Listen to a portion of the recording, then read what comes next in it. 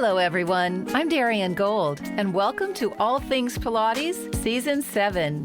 In this season, you'll hear inspiring stories about the healing power of Pilates and from teachers around the world who will share how they're helping to make Joseph Pilates' wish come true by bringing more attention to the gift he left us, Contrology, transforming bodies one studio and one country at a time.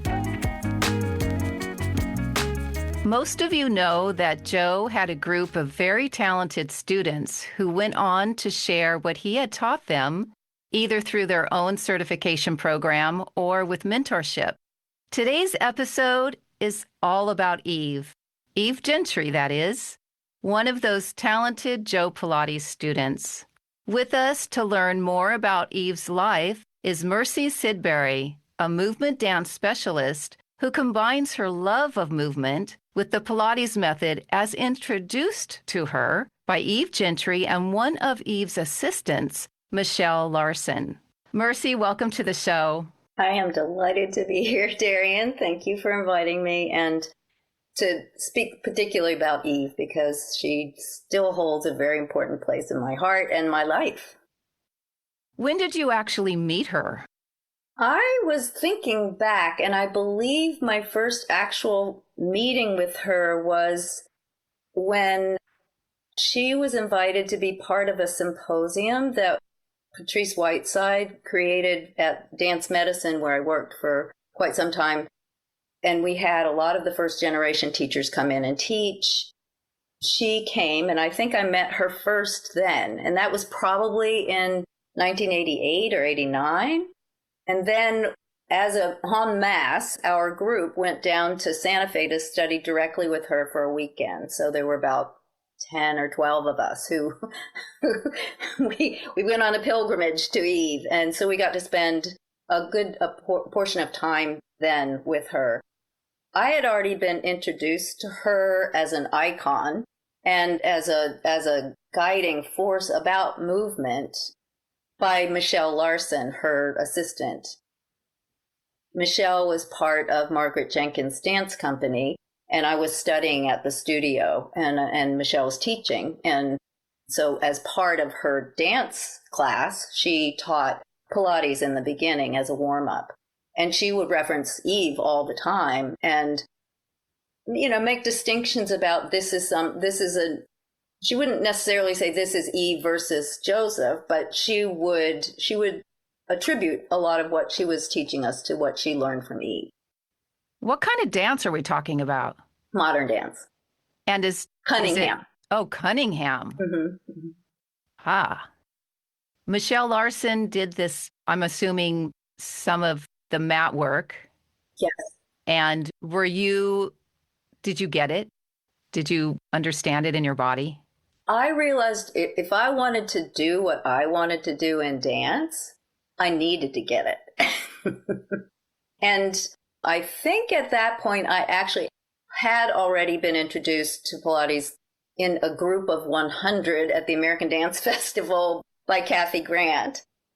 And so I also knew at that point there was something very important in what was being conveyed for dancers, for people who needed to understand the mechanics of their body and how to use it as a voice. I don't know at the time whether I put those two things together, but I just grabbed onto it and I know I got to know this. When you first met Eve, what was your impression of her? Oh my gosh, she was tiny. She was so tiny in stature, but she just beamed. And Shelley, by contrast, is very tall and willowy. And so the two of them were just like, they were I don't know, the visual of that was really strong for me. And Eve just commanded in the way that you want to put your attention to someone, not that she's insisting.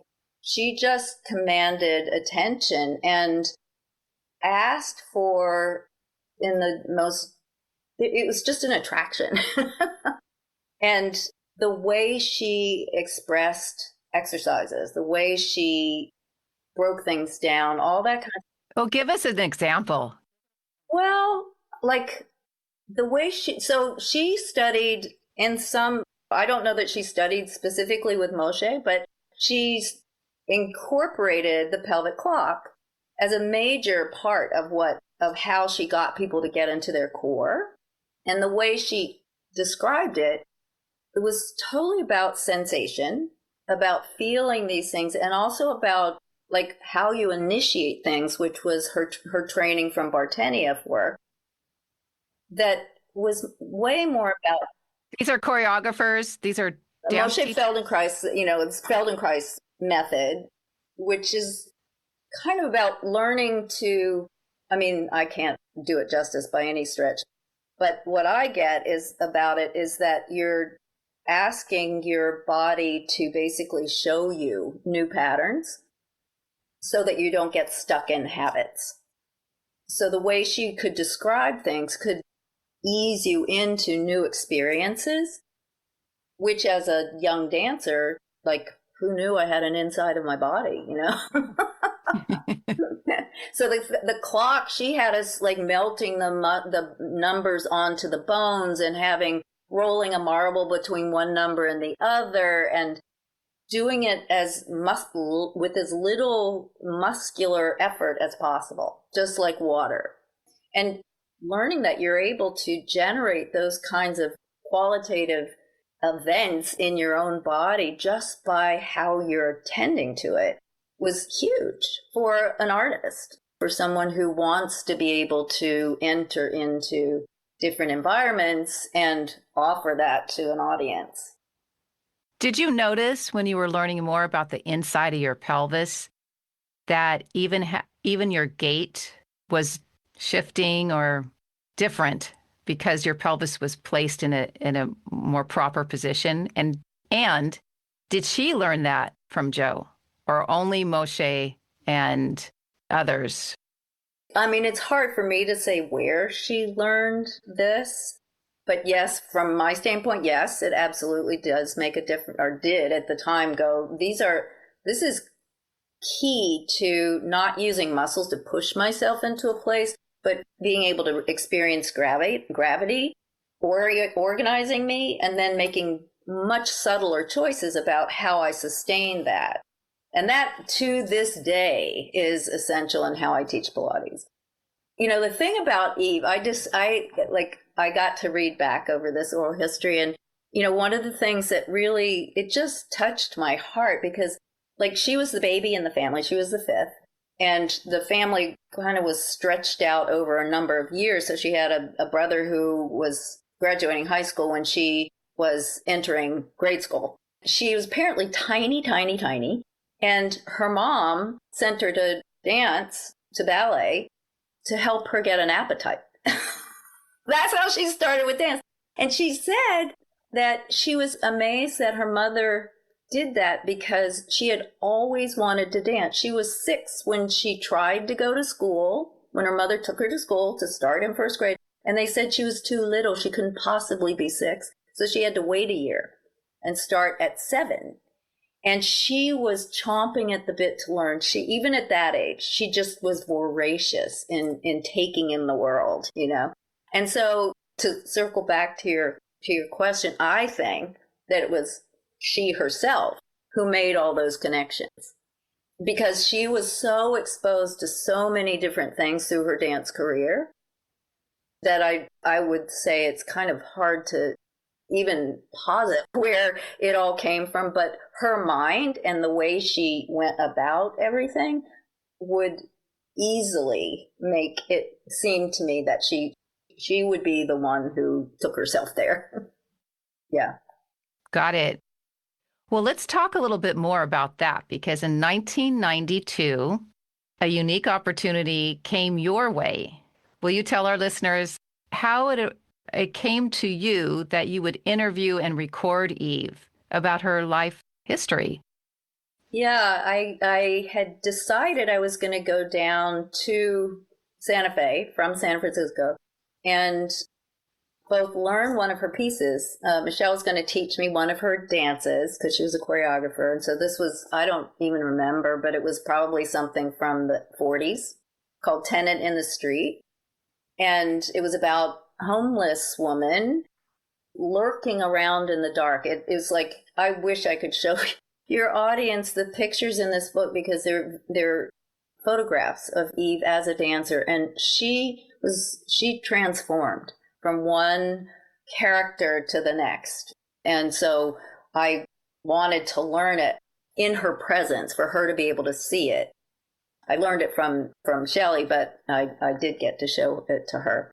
So I knew I was going to go down there, and also at this time I was taking classes with Eve. And Pilates classes. Pilates classes, yes. Yeah. And mat work or apparatus? Both, yeah. I mean, one of the things about Eve is just, I could have gone and said, I want to learn about this, but I just showed up, and she, and numbers of other people who were interviewed for this project said she teaches the person. She teaches who's in front of her. And so, yes. Yeah, that's what I was like, okay, yeah, here I am. But there was a project that had gotten going during the 80s that in San Francisco, that was it was in response to the AIDS epidemic. And Jeff Friedman was a dancer with ODC at the time, and he kind of spearheaded the dance world's taking on of this project. Is called the Legacy Project. And it's modeled after something that comes from a bigger, more formed, there's a structure around what an oral history is. And he learned all that. So the Legacy Project was the dance world's, the San Francisco Bay Area dance world's opportunity to record people with life-threatening illnesses, particularly people who were suffering with AIDS. Then it expanded to elders, and then it expanded to people with not just AIDS, life-threatening illness.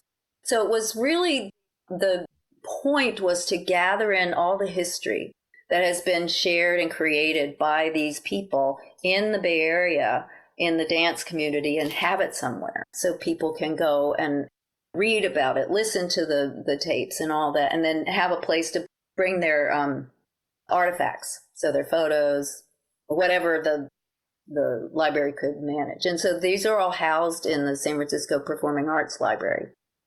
So I took that opportunity. I applied. You had to apply. And because Eve spent 4 years, I believe, in San Francisco in the 30s, teaching and studying, and we were eligible to do this project. So I had to ask her. She'd be willing to do it. I was just going to say, did you get her permission first? I did.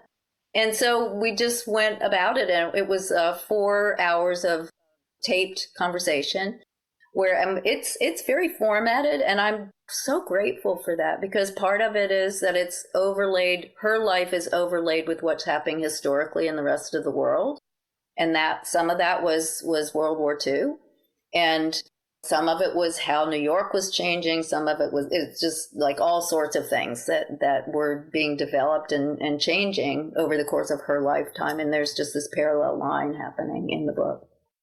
While you're interviewing her, did anything jump out at you? So many things. I mean, really a big, huge thing was like, she was in the hub and she just launched herself right into it. I mean, this thing about her being in school, she called the when she finally did get to go to elementary school, they called it Sagebrush College, because it was a little schoolhouse, and the first and second grade worked together, the third and fourth grade worked together, one teacher, and she did all the lessons.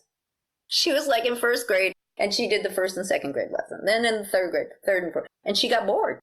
And so when she finally was able to go to Hollywood and take dance classes, she found a way to live there in someone's house. She was like their maid, and then she could take as many dance classes as possible. So she just basically left school.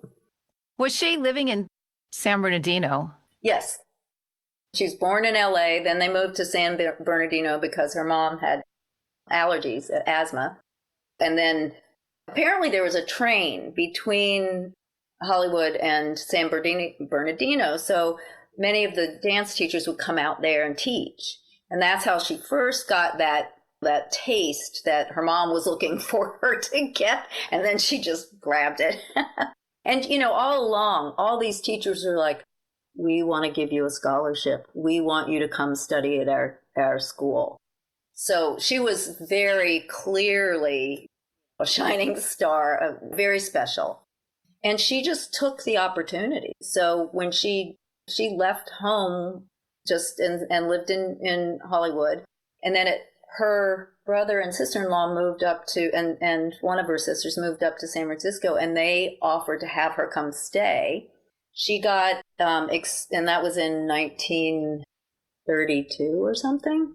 I know, she's 20. And she studies with Anne Munstock right off the bat. And Anne Munstock had actually studied with Laban. So already she's got this connection with these other ways of being in the movement world. And she just latched onto that right away. She knew that was something she wanted. So that became a thread that went through her whole life. And that really informed her teaching as well.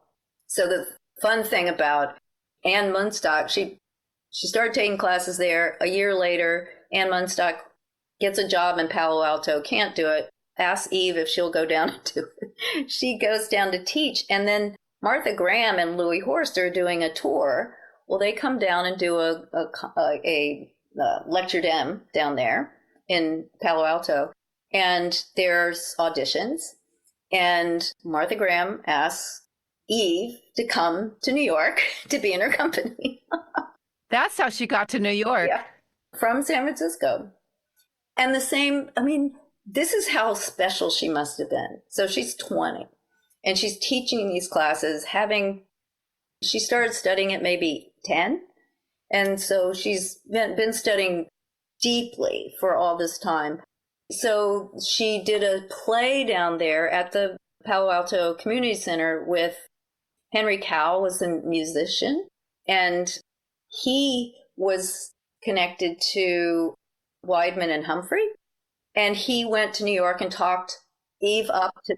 Were those choreographers? Yes. Yeah, those are both choreographers. He talked her up to them, and they wanted her to come and be in their company, Doris Humphrey. And before she even gets to New York, she has these offers from Doris Humphrey, Martha Graham. It's just like she's got a fire under her. So she makes the decision at some point soon after. She tells her family in San Francisco, where she's been living, she's going to New York City. Does she land in New York City into the arms of a relative, or how does that play out? Yes. Yeah. So her brother and his wife, she'd been living with in San Francisco, that brother was a poet, and he had moved to New York. His wife was soon to come after. So they had established a place already in New York. So she she drove somebody's big Chevrolet car. That's how she got to New York. She was the driver from San Francisco to Santa Fe. And then, and they did a college tour, and she was like, don't care. Let's just get there, And the day that she arrives at her brother's apartment, her brother lives down the street from Hanya Holmes' company and studio. And he's friends with her. And so he's made this contact with her. Oh, my sister's coming, and she'd like to audition for you. Well, she didn't know she wanted to audition for him. But she got out of the car, 7 days of driving, and went and auditioned for Hanya Holmes that day, the first day she got to New York, and she got in the company. So she never even got to the Graham studio or to meet Doris Humphrey. It's just this story and this cluster of artistic vibrancy that was in New York at the time, and in San Francisco, apparently. There was no hesitation. She just went right for it. And that's why I think anything that she did, she had that same exploratory, creative, let's just go, let's see. That was her attitude about everything. Do you think that she was a Mensa? She sounds very, very smart. Who knows? I mean, that was not the kind of learning that she did, but she was definitely brilliant. Definitely brilliant. Yeah. I just like all the different stories that she just, all the names of people that I could just like, from reading this, I was like, her too, her too. It's just like, and what she did point out was in the early days, these companies were little islands. They didn't really mix because everybody was trying to establish their turf. But she got involved with the new dance group. And that was where all the kind of people who had studied with the Doris Humphreys and the Martha Grahams went and taught. And then everybody came there to teach. And so she taught for Hanya there. And so she got to mix with the other dancers in the world there at that point. Did she end up at Merce Cunningham's studio? No, she never, I don't even know what time-wise. She was, at that point, she had left Hanya in 42, I believe. She started teaching, that she was the first Pilates teacher at Tisch when that opened. She was the first modern dance teacher at the Performing Arts High School. These things that were opening up for the public. She was a great teacher for teenagers. She just felt she really was able to connect. She had all these jobs. And when she left Hanya, she went out on her own in terms of, and then had her own company, toured the Midwest, did all sorts of teaching and choreographing and dancing with her own company. Where does Joe Pilates fit into this story? So when she was dancing with Hanya, she writes that she was dancing 10 hours a day. She didn't have much money, so she was cold all the time. She was hungry all the time. So dance did what her mother wanted it to do. But so she started to have knee problems. She danced with knee problems for quite a long time. So it was Mary Anthony, who ultimately, I think, danced with Ellen Nicolai, who kind of directed her to Pilates. And that was in 1940. And I had a quote in this book. He put her through all these paces and everything. And he said something, I'm not going to say it right, but it's like, well, if there's nothing wrong with you, but you're overweight. And she said, I know I'm overweight. But he got her back to being able to do everything in, I can't remember the time frame, but it was stunning to her. And it just was like her precision and she just had this, like, she was very decisive and incisive about what she knew and how she processed it. And she could tell that this was really, really good for her. And she was willing to just kind of go with it. So in a year, he had her being his assistant.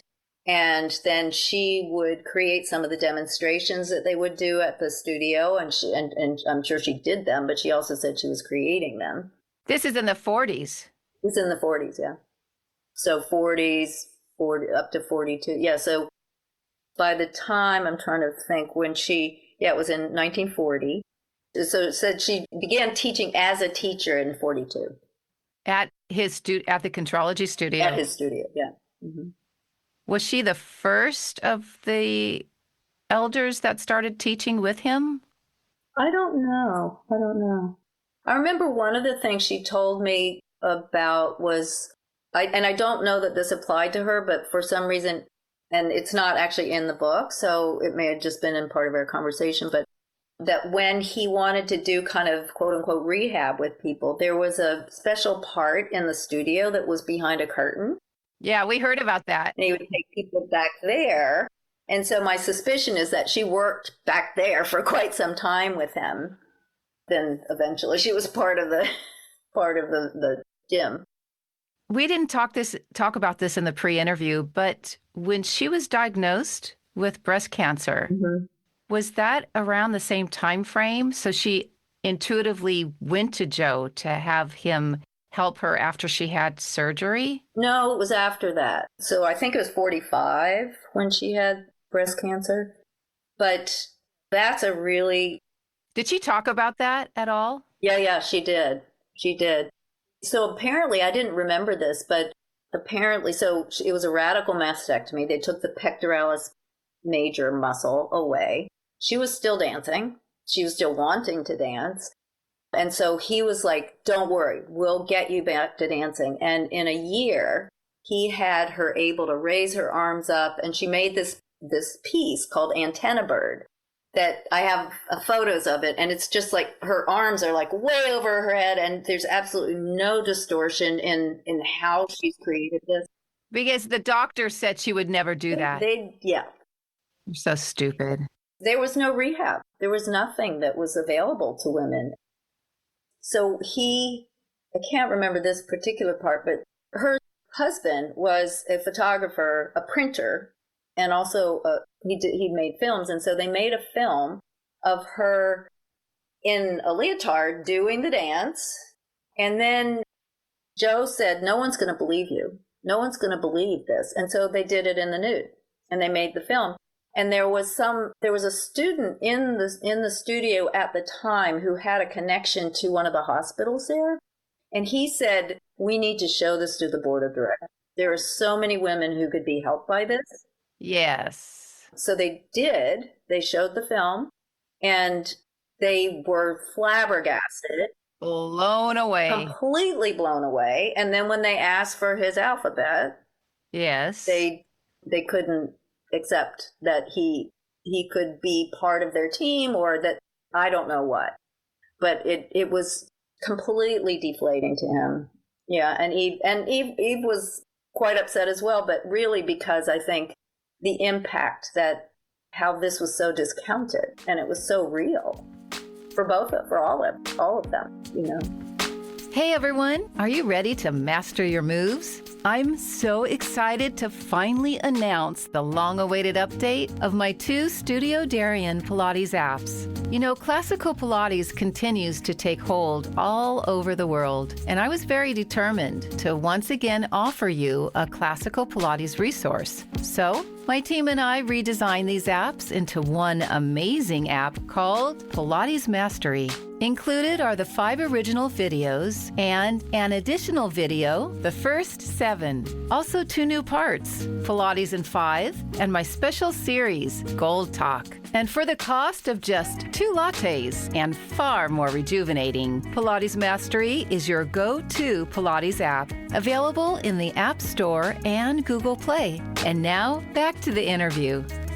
So you got a flavor of that experience and time frame when you were interviewing her. Yes, very much so. Very much so.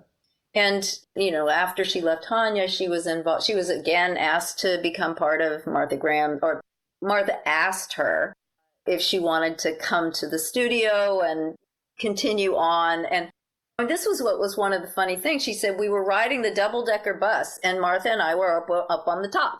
And they started conversation. I mean, that's the kind of New York she lived in, right? She's very humble. So she felt terrible that she'd never gone and said anything to Martha, but she knew that it would create more conflict for her, as well as maybe between the groups or something. So she just never did. And then when she chance encountered, Martha asked her if she wanted to come to the studio. And so she had no hard feelings. Apparently not. Yeah. Yeah, which is great. And she really sat in herself at the moment and said, you know, I just came out of this intense time. She described it as being like someone's child, like she was in this group that limited how she would be, even though it wasn't very limiting. She just couldn't do it right away again, but she'd love to come study at the studio. So she did do that and was welcome. And did she talk about Martha's impact on her? No, I mean, I'm sure she could have, but again, we just had these 4 hours. But she also got in touch with Doris and had an interaction. She did a study, like a 3-month study with her or something, and did some choreography came from that. And she just lived. She took advantage of what was there. Her knee, because of Joe Pilates, was healed. Yes. And her body had so much more accessibility. Yes. So it probably gave her a lot more confidence to just go after whatever. Yeah. And longevity. I mean, like, she really could do it. You know. Yeah, and it wasn't until like her husband was very well known. Where did she meet him? Did she meet him in New York? No, they were both from the Imperial Valley. They knew each other early on. So what's interesting is the brother that she went and lived with, both in San Francisco and then in New York, married Helen Gentry, and Bruce Gentry was Helen's brother. So when Helen and David got together, the family came over to meet meet Eve's family, and it started there. So it was before anybody left their initial home ground. It was funny because she said, we didn't get married for the longest time, but everybody thought we had. And they finally did. And she finally took his name in 44 or something like that. She changed her name. She performed under Henrietta Greenhood. Greenhood. That's right. Greenhood. Yeah. That's a mouthful. Yeah. That's what she figured. And when she wanted to go out on her own, she was like, okay, this is the time to change it. That was smart. That was smart. Eve Gentry has a nice ring to it. Yes. When you were learning Pilates from her, did she say something like, okay, this is my work, this is Joe's work, this is a little of both? Did she ever differentiate, or she just sort of taught you what he taught her and then how she concluded what would be best for you? Yeah, I would say that. I don't remember her making any distinction that way. You know, she was an individual melding pot, you know, and I just feel like she was so intuitive, and she was really with you when you were there with her. And I remember, I still have my notes somewhere that I wrote down, and it was amazingly creative what she came up with. You're like that too. What's that? You're like that too. Oh, thank you. Thank you. You are. Well, I feel like her, you know, the things that I kind of gleaned from some of the things that were in the writing was how much she taught the person. She was literally teaching and part of that is like, what does the person bring, consciously and unconsciously, but just on so many levels but the other part about, I think that is where I feel like she's so distinct, is that she is this mover at heart and in cell. She was just a mover. So she was going to interpret everything through movement and not necessarily through goal. If she saw a movement that she sort of gave instruction around it go a certain way, she would just follow however it was going, including what the person asked about or brought in as an issue or a curiosity. But she was just like, she didn't have blinders on in the least. And that really translated into how she was with people. I think that is absolutely missing in probably all certification programs. Well, it really, you know, I mean, you can like hear how much of it's her life, her entire life, as well as her being, that is what creates the comfort and the confidence to do it that way. Yes, it's not to say that there couldn't be a way of helping people trust themselves to see things that way, but it does take a lot of, I don't know, just that sort of like self-assuredness that comes from the back and forth of having done something, having to redirect, you know, all those kinds of things. Would you ever consider taking the experience that you had with Eve as a student of hers and also as the interviewer? Has anyone ever approached you to write a book? Not specifically about that. I mean, you know, the way I view it is like, it's the part that I feel like I just feel really glad that I have this. But there are only 3 or 4 copies of this. Apparently there's 5, but I don't know where 2 of them are. Okay, so one is in San Francisco. Yeah, and one's in the New Mexico Public Performing Arts Library. One Eve got, one I got, and I'm not sure where the 4th. Maybe the mystery file. I mean, maybe Legacy has a collection. Maybe the Legacy files have a collection as well. So no one would be interested from the Legacy project to make it more available commercially, I guess was what I'm asking. I don't know. I mean, I can find out because I feel like now there actually might be a curiosity around it. And yeah, I mean, the details of having it as an oral history coming from their mouths about what it was like Sagebrush College. It wasn't, I went to elementary school. I went to Sagebrush College, you know? I mean, it's so adorable. Right. And like, there's lots of things in here that it could spark off someone else's memory of that time. Or, oh, gee, maybe I should interview this person who might, yeah, because they lived in New York during that time or whatever, you know? I mean, we could really kind of know more about the network that has created where we are now. So the Legacy Project is the hub, I guess. Yeah. Yeah. That's what I would say. And I can totally find out about whether it's still active. These projects that they did, those are still available for sure, but whether they're still producing more. Because these were funded. They got funding, I'm not sure how, but that's how the transcriber and the printing and the book and all. I mean, really, this big project, it took us 3 years, I think, to finish it. It was a long project to go through all. And Jeff stewarded the whole thing because I didn't know anything. All I knew was I want to talk to Eve. So all the formatting of it, putting the timelines together, all that kind of stuff, he shepherded me through that. And terribly grateful for that. But that was a lot of hand holding. And I don't know that there's anybody at this point who's doing that. Did you and Eve come together for the questions? Yes.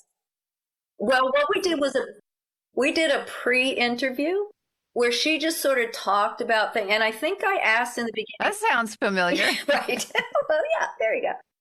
But I think I asked her just ahead of time, like way ahead of time, just to remember the kinds of things that she would like included. And so that's why, like, kind of in the book, it's not 100% smooth about how they segue one from the other, because some of them are just things that she really wanted to have remembered.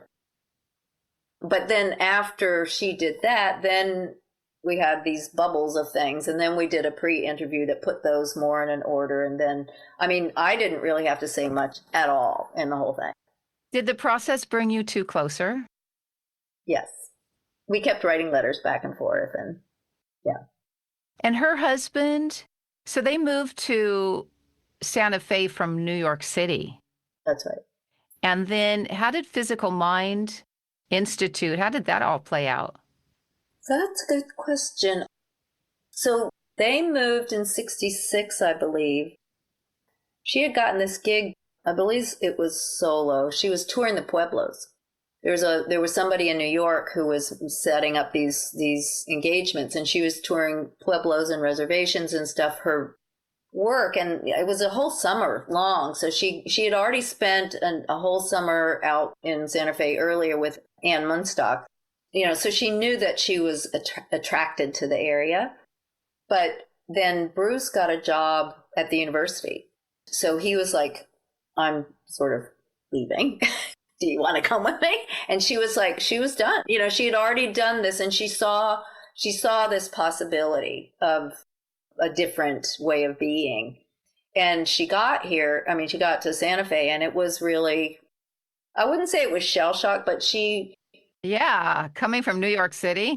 She actually said in the book that she was grateful that as the youngest child, she had a streak of independence, that being in New York, you wouldn't necessarily know that you had that because there's people all around and you're always in a group and you're always doing things and stuff like that. But when she got out and Bruce so they lived in Santa Fe, he worked in Albuquerque. They had to get up at 5. He left at 7. She was there all day long by herself. She started kind of doing this investigation, which led her to the pre-Pilates technique stuff that she came up with. And it was in Santa Fe when she was in that sort of zone of just having arrived and really having all this space and time. On the one hand, it was a little bit of shell shock, but she also reveled in it. She did say that she got involved with Santa Fe Opera, and she was a dancer, she choreographer, she did direction and not direction, but She really helped stage the productions, and she loved that. But she did say that she, at a certain point, not too far in, she decided that because the situation wasn't the way she was used to dancing. Of course. She just didn't feel like she could be a dancer anymore. So she really just kind of cut that cord.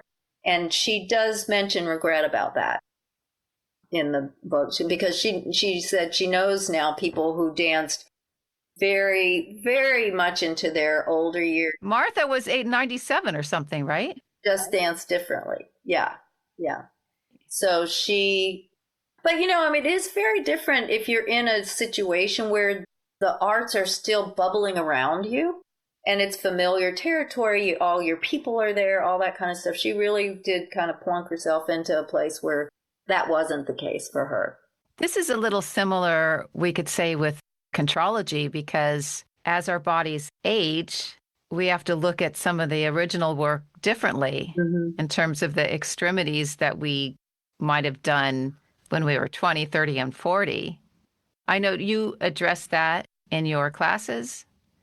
Yeah, I personally, and I don't know when this sort of started, but there's all this concern about osteoporosis and bone health and all that, which is really valid.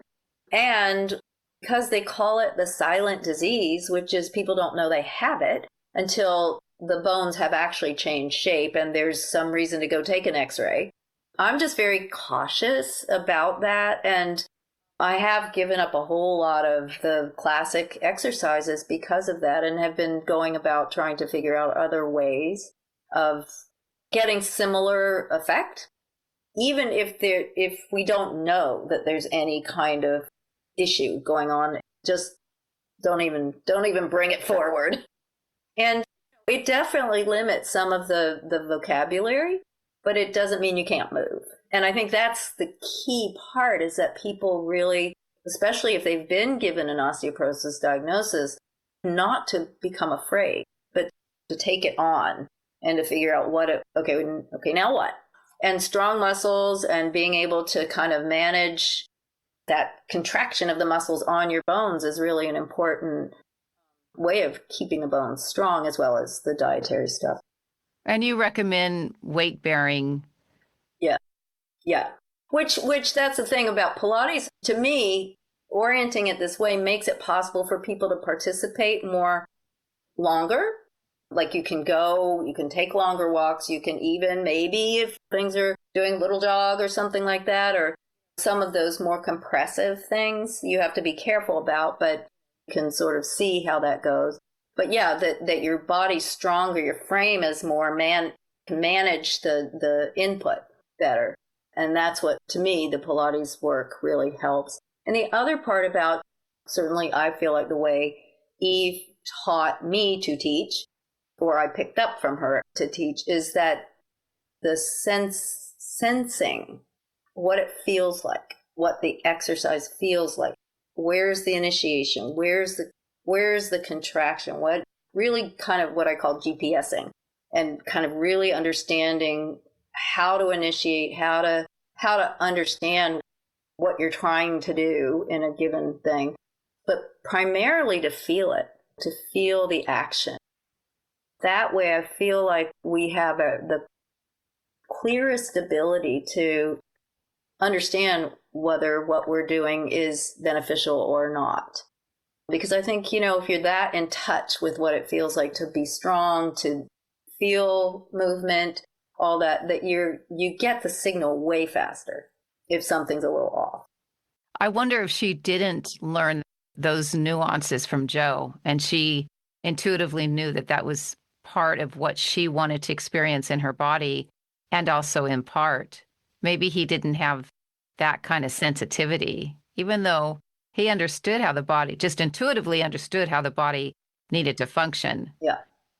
But she probably created a whole vocabulary and a way of being able to express how to sense the body or different parts of the body.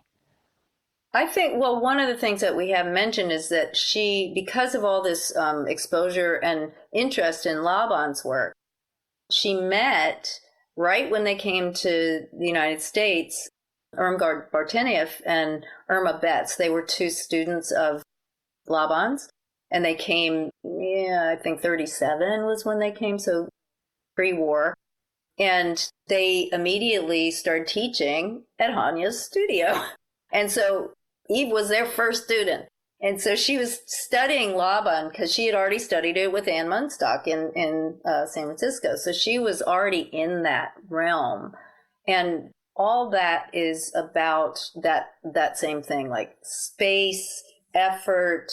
There's all that component, but there's also the direction, initiation, intention, all those things about how you create and affect movement. And that's the Bartenieff stuff that it was, I think she really took on because she was already interested in it. You know, it just met something in her that was already cooking. And so she with three other women started the Dance Notation Bureau in New York in 1940, I believe. Yeah, in 1940. And she was... What exactly is that?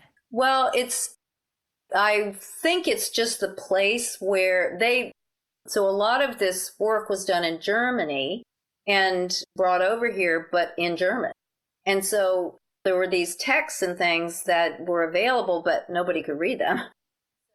The four women who were part of the training that was done at Hanya's studio started to create for themselves a way of conveying this information that may or may not be exactly what the Germans said, but it was the heart of it. And so they created demonstrations, they created patterns, they just kind of really put it together. And Irma Betts was in an auto accident very shortly after she got here. I mean, I think maybe 2 years or something. But before they created the Dance Notation Bureau, and she implored Eve to start teaching. And so Eve just felt like she made a promise. And so she started teaching. And so she really took it on to make it possible for this work to be disseminated in, to dancers, to choreographers. Some of it is because they didn't have videos, it was the way that people describe movement so that one choreographer could hand the page to a dance notation reader, and the dance could be created by another company. And in those days, that's all there was. Wow, that's fascinating. Yeah. I mean, there's symbols. There are all these symbols that indicate like the place in space, and it's very, very complicated. And does that exist today? Yeah, but its use is, so one of the things that I've heard is that because literally it does all the things, where's your arm, where's your head, where's your limbs, all this kind of stuff, but also what's the quality and how is it expressed? Well, that stuff doesn't always come through in a video because maybe the person didn't do it like that. But this is the intent of the choreographer. This is how the choreographer wanted that effort to be made and stuff. So on one level, it's much more precise than a video. Right. And then, but the video kind of gives you the big picture. So, I mean, on the one hand, nobody really is going to, very few people, I would say, are probably going to utilize the benefit of having dance notation at this point, though I don't think that it's not used, but it's very specific. In closing, I know that you have online classes because I've taken them and they're always so interesting. My experience has been Mercy will take one part of the body. Let's say we're going to be doing, I don't know, open leg rocker. And then before we actually do the exercise, she gets out her anatomy charts and she describes everything from how you would actually, where you are in your pelvis, how you go to extend your legs, where your wrists are in relation to your ankles, if you're able to grab your ankles. So you have this visual inside how it needs to be in space before you actually do the exercise. And of course, she's so open. I'm talking about Mercy like she's not here, but I think my experience has always been that she breaks down an exercise that gets your brain sensing it differently so that when you execute the exercise, in your mind, you're thinking about all these different ways that the body can apply what Mercy has been explaining through her charts. So, do you want to tell our listeners about your online classes? Well, first of all, thank you very much for your kind words.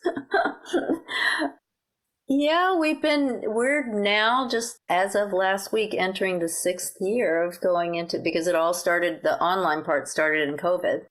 And so there's a Tuesday night class that's an hour and a half, and then there's a Wednesday morning class that's an hour long, and we have a 15-minute Q&A at the end, which I love. As a result of having done it for this long and having gone all these different avenues of let's explore that, what I love about having a group of people who's really interested in doing it like that is I feel very released to follow what I'm really curious about. I have in the early days, so this one class, the Tuesday night class, has been going on since 1988. Oh. It didn't happen online, but it started in San Francisco at Dancers Group, and it was on Tuesday morning. I found a way to keep doing it from the move all the way through that period in San Francisco and then all the way through the move here. And that's why I was like, okay, we have to do this online. I'll figure it out. In the early days, I really did kind of take all the pre-Pilates work and sort of figure out how does that lead us into having an experience of the Pilates work as the template. That's where all the focus was, that these different exercises in the mat curriculum. And so now, partly because of what we said about having to change to kind of ease up on some of what the vocabulary is, it goes other places as well. And I find that where I'm really, really interested now is in this whole, it is a little crossover between my Tai Chi practice, meditation, and this movement, this deep interior movement where it's letting the sensation without actually really trying to take away what I know about it and go into the deepest relationship to just pure sensation. And then in the back of my mind, I know, oh, there's this skeletal part. Oh, this is where this organ is. Oh, this is. And so we keep bringing in these other kind of relationships to this. So it's kind of in that place now where there's this overlay between all these different systems and between things that are, for me at this point, because I am kind of really working with people being able to be strong and tall and all that lifelong. It's kind of postural. It's it's kind of gone away from the Pilates repertoire and more into this is postural. This is like, how do we get up and down off the ground? How do we balance? All this kind of stuff. So it's sort of, those are the kind of key places that it's a little bit aiming towards all the time, with Pilates exercises still being very much entwined into it. So how do people find you, reach out to you? They could email me, and my email is Mercy, Mercy, Sidbury, Sidbury, @comcast.net, and just ask anything they want. Yes, thank you. It sounds wonderful, and I bet you Eve is pleased with your own journey. Thank you. I would love to think that. She was definitely, I mean, really, I know you know how there's people in your life that just leave a mark that's way bigger than they are, and even way bigger than the amount of time you spent with them. She's that for me. Yes. Thank you, Mercy, for your time today. Thank you so much, Darien. It's great to be here. You're welcome. All that fabulous information. Well, I hope someone will actually go to the libraries and read the book, because it is just so, it makes me really happy to get into it again. All Things Pilates is produced, written, edited, and hosted by me, Darien Gold. Mastered audio mix, Fabian Romero. Original music, a.k.a. Johnny. If you're enjoying this show, we would love for you to leave a review on Apple Podcast so you can let others know what you like or love about All Things Pilates. Also, if you're interested in helping to support this podcast, become a subscriber. It helps with the back-end costs that accrue when producing a show. To learn more about our growing community, check out our show notes. There is no greatness where there is not simplicity, goodness, and truth. Leo Tolstoy, novelist and philosopher.